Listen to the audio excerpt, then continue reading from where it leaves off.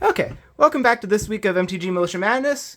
This week we're doing the Strixhaven Commanders, and I have here today Ennis, Debate Moderator. They are a 2-mana, 1/1 in white, so I'm on mono white today. Powerful. Yep, they're human cleric if that's relevant. But the cool thing they do is, when it enters, exile up to one other target creature you control, return that card to the battlefield under its owner's control at the beginning of the next end step, and then at the beginning of my end step, if one or more cards were put into the exile this turn, put a +1/+1 counter on them. So notably, this is just nice that it can flicker from the command zone. But the other good thing is it can get bigger as I flicker from other effects, or it just says put into exile from anywhere. So if I flash a card back, it'll get bigger. If I exile my opponent's card, it'll get bigger. So it can just become a actually very nice threat as I'm playing a weenie game plan besides it. And so can go a little bit tall, which is nice. So what I have to start with is a bunch of flicker targets that are just going to be a nice value. So we got Inspiring Overseer. Flyer 2/1, 3 mana, draws a card and gains a life. Nice, higher end of that. Militia Bugler, also 3 mana. Can reveal the top and pick a power 2 or less creature from it. Top 4, put it in my hand. Right? Yeah, 4. So, get a little more selection there, but a little, worse of the body because flying is very relevant. But 2/3 Vigilance is nothing to scoff at. We got our traditional Thraben Inspectors, so gonna end up investigating and getting clues nicely that way. Then, I guess because it's in a similar book, we'll do Investigator Light. Yep. Investigator. New guy. We just talked about them in the podcast. Yep. So, instead of making a clue, it gets its Rejoinder ability here, which you can pay 2 mana similar to a clue to draw a card. It can also tap or untap something, which could be relevant. Awkward that it's at sorcery speed, but after you use that ability, if you flicker it, it comes back in prepared. So, it works very similar to the Thraben Inspectors. Yeah, it's the third best, Yep, and then here's my 4th best one, City Pigeon.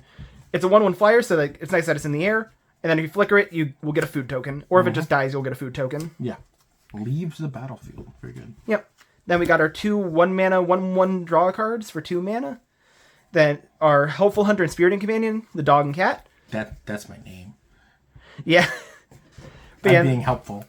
And they're here to just draw cards and get some value while also just being cheap little bodies. Do I have a dead fish? No, it's a feather. Oh, okay. But then we got the big version of that, Salt Road Pack Beast. If I can get this to 2 to 3 mana, I'm feeling good about it. As long as I'm playing my game, playing cheap stuff, it should never be 6 mana. Got Rafine's Informant also at the 2 mana slot. However, it is conniving. It will be a little bigger, a little bit more useful in combat than the Helpful Hunter and all that. But it will not profit. It'll only go even. Got Palace Sentinels as another flicker target. It gives me the Monarch. And with Flicker specifically, it's very nice because even if I get punched in the face, I can take the Monarch back without going to combat because of the Flicker. Even if the board gets stalled, you can still take back the Monarch. Yep. And then we got what is normally a sideboard card, but I thought it was just going to be nice to have main board because it's flexible.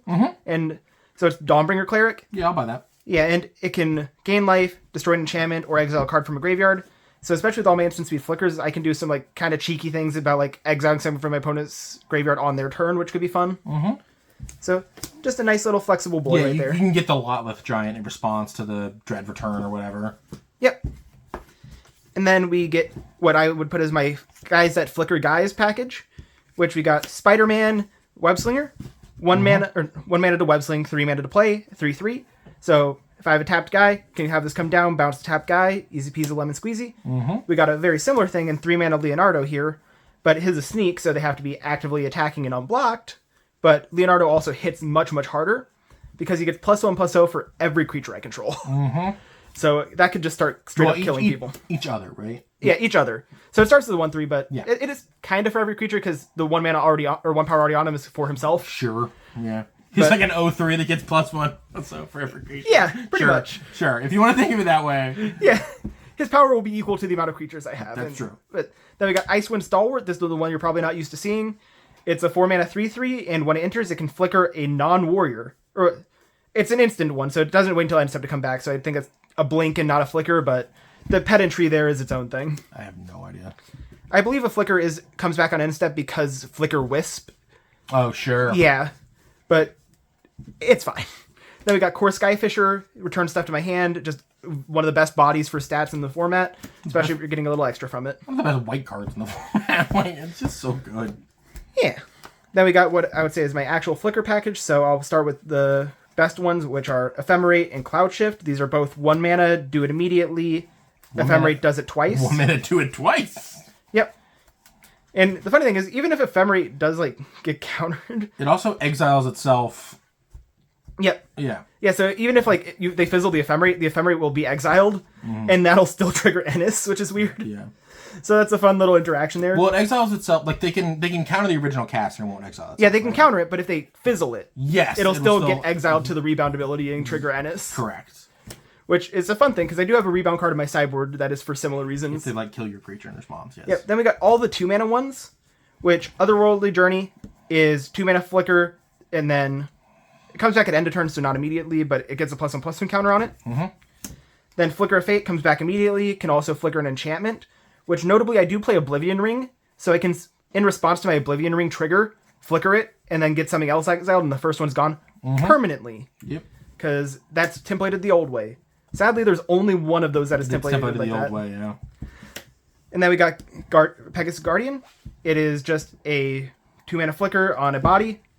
Well, 2-mana flicker on the adventure, then it comes down as a body later and profits off of flickering with it. Win condition. Yep, and then we got Justicier's Portal, which is an instant flicker, and also notably gives the creature first strike when it comes back.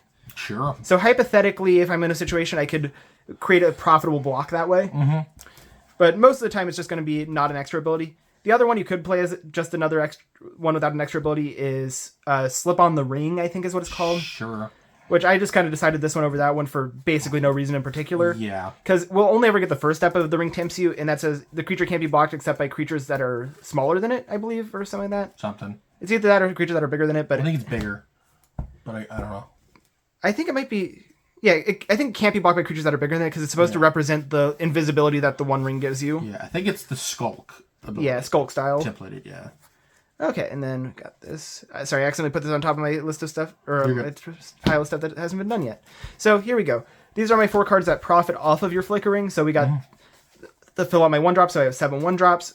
Soul's Warden, Soul's Attendant. These both will also trigger off my opponent's stuff entering and gain me some life. Then we got the one that I actually put in first because I think it's better for this deck, which is Lunarch Veteran.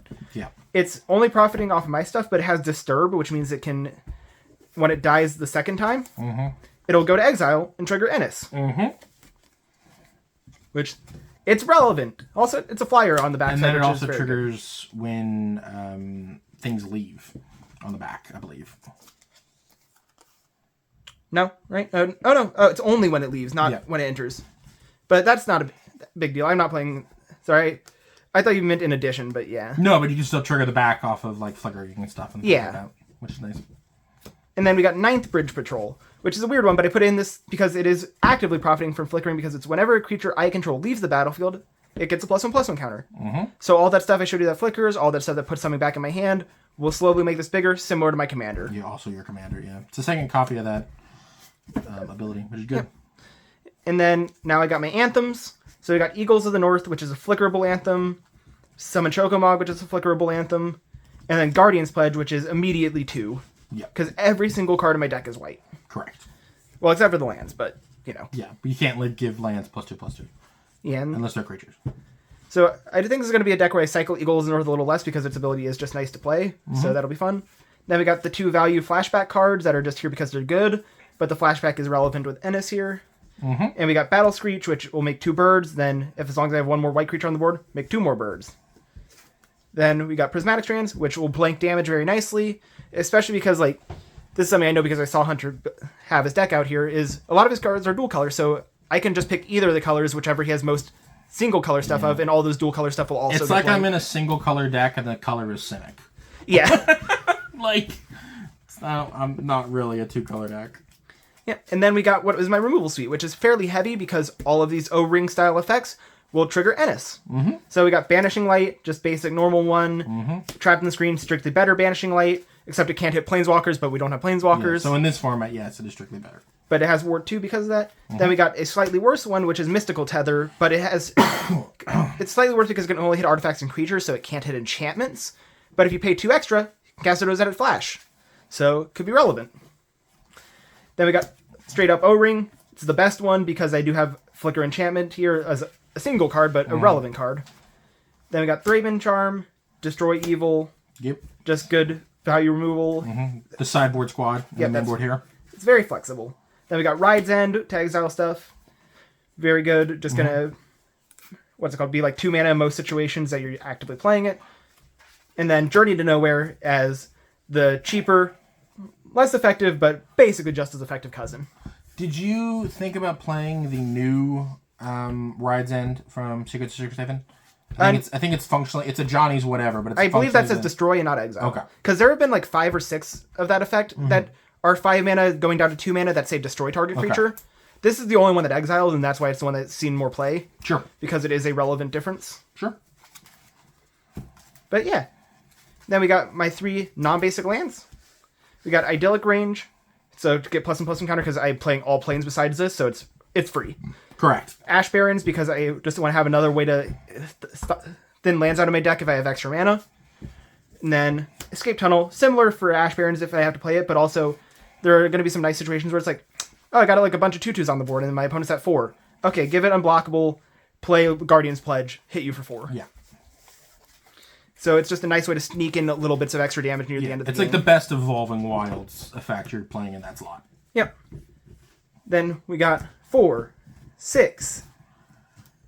I didn't say 6, 8. 4, 8, 12, 16, 17 planes. And they're not matching. Correct. Some are a little bit, but hey, they were the planes I could find in my collection because I needed 17 of them. Fine. I give the pass for the monocolored versions because not everybody has a cube with matching basics. The funny thing is most of these were for my cube, but the theme of that was a pauper cube, so I just took basics lands out of the land bin at the store that I was at the time. Yeah. And so they were just whatever was around for drafts. Now that moves me on to my sideboard, which we'll start with the 2 like weird cards that are their own thing, which we got Mask of Law and Grace. Gives pro black and pro red, so if you're playing against like the heavy removal colors, just gives you basically a free pass to like a very, very safe Ennis, which will be very nice. Then we got Great Sword of Tyr. This is very nice against like controlling matchups and stuff because you can like make any creature big as you go if they're surviving. But also it's just nice if like your opponent's on like a couple of like big guys and like not much other creatures, so it's like, oh yeah, I can now attack into your Tolarian Terror every turn rather than like that acting almost like an Abyss. Yeah. So it's just a nice little value card on the side. That Guardian of the Guild Pact, similar to Mask of Law and Grace, good into removal. Is a very good card. I don't think it's going to come in this week. He has like 10 double color creatures. So I am the best at blocking Guardian of the Guild Pact of any deck in the format. yeah, especially because a lot of them have Death Touch. Yeah, Wing Coatl and Needlethorn Drake are more than happy to go toe-to-toe with your Guardian of the Guild Pact. Yep. And then we got my Commander Protection here. We got Emerge Unscathed because it can rebound and trigger Ennis, which is nice, and then also means it's working twice, which means like the first time it's protection, second time it's unblockable. Then we got Dog Umbra, which is flexible. It can be a pacifism or it can be protection to removal spells, so I liked that for that reason. Then we got my Anti-Graveyard, we got Tormod's Crypt and Relic of Progenitus, and then as you saw, we do have a couple other like cards that can hit the graveyard a little bit in the main deck. Cleric and Thraben Charm. Yep. Then we got our Classic Redirection package, Standard Bearer, Coalition Honor Guard. Just pulling buffs, pulling bolts, very good that way. Then we got Stonehorn Dignitary as an anti-aggro card because I'm on the Flicker package, so if I'm playing against a full go-wide deck, this just seems like a very like easy, stable inclusion. Hunter just threw cards on the table, don't worry about it. Then we got Erishan Cleric and Lone Missionary. I wasn't super psyched to play these because I already have a lot of life gain, but I was looking for slots. I'm like, you know what? Okay, we can add these in too. They get in. I put an Erishan Cleric first because I always value that 1/3 body more than the 1 life, but Lone Missionary does its work and it's pretty good at it. Then we got my Anti-Artifact Enchantment, which Dust to Dust is just Anti-Artifact, but it kills 2, which is very relevant. Guardian Naga is nice because it can also be a creature late game, so if you're playing against like a slower Artifact Enchantment deck, you can just get down this nice 7-drop later.